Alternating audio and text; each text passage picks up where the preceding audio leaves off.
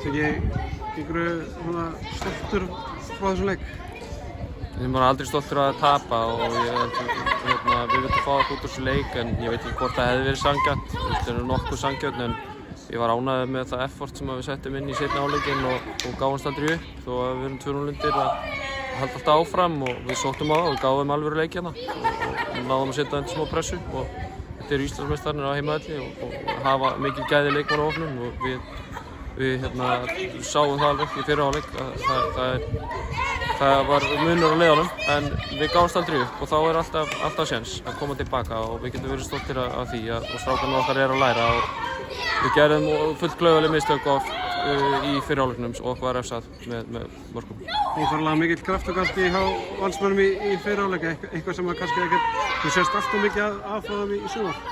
Já, þeir eru góðir, þeir eru náttúrulega með frábær leikmannahóp og frábæra menn á bekknum sem kom inn á og bara styrkja liðið og við áttum í basli í fyrri hálfleik með tempóið hjá þeim og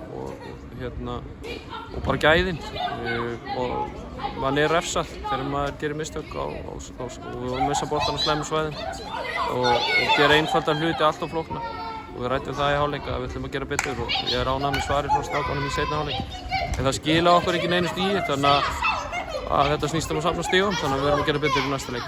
Hvernig svona horfir á þetta seinna mark þegar Sindri Kristinn kemur út úr markinu óhefli, klaufaskapur eða hvernig getur þú lýst þessu? Já, ég ætla að reynda að hreinsa honum en mistökin eiga sér stað kannski ofurvellum líka en ég vilja til að gefa mark á það rauð mistaka en það sem skiptir máli er að læra þeim og gera betur. Sindri hefur verið frábæri fyrir okkur í sumar og varir meistaralega og oft haldið okkur inn í leikjum og þetta fyrir bara reynslu baka. Talandi frábæra frammistöðu Frans Elvarsson, hann hefur heldur betur verið góður fyrir ykkur sumar í mörgum stöðum. Hann stöðaði margar sóknir Vals í kvöld, mikilvægt fyrir ykkur að hafa hann. Já, engin spurning og Frans er að spila hafsend, hann er náttúrulega venjulega miðjumaður en hann hefur staðið sig frábærlega í sumar og einn af okkar allra bestu leikmönnum og bara gefur alltaf allt sitt í leikina og gjörsamlega búinn hérna í restina. Við spila hver einustu mínútu í sumar og við getum bara verið ríkala ánægðir með hann. Mikilvægt að leita í okkar liði. Finnið þið fyrir fallbaráttunni eða reynið að hugsa ekkert mikið hana?